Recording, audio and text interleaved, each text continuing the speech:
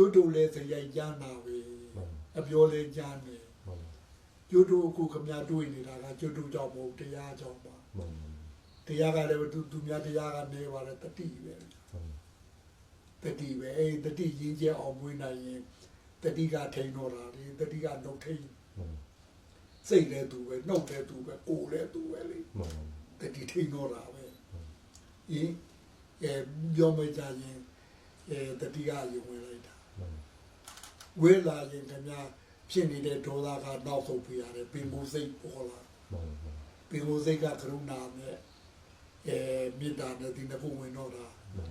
အဲ့တော့ဘာဖြစ်တော့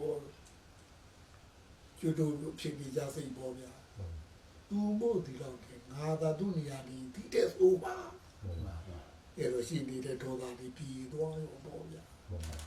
အဲ့ဒါဒေါသဖြစ်စီဦးသူလာလားဒီတိုင်းကြီးအောင်ရင်အောင်လေးမို့ဆိုးလေးပေါ့ဗျာအောင်မို့ဆိုးမှာပေါ့ဗျာတတိနဲ့ကျွတ်တို့ကကြိတ်ချပြရတာတခုခုကျွတ်တို့မောခါဟုတ်ကခါပါလာရင်သူမို့ဒီလောက်ကလေးနဲ့ပြီးပါ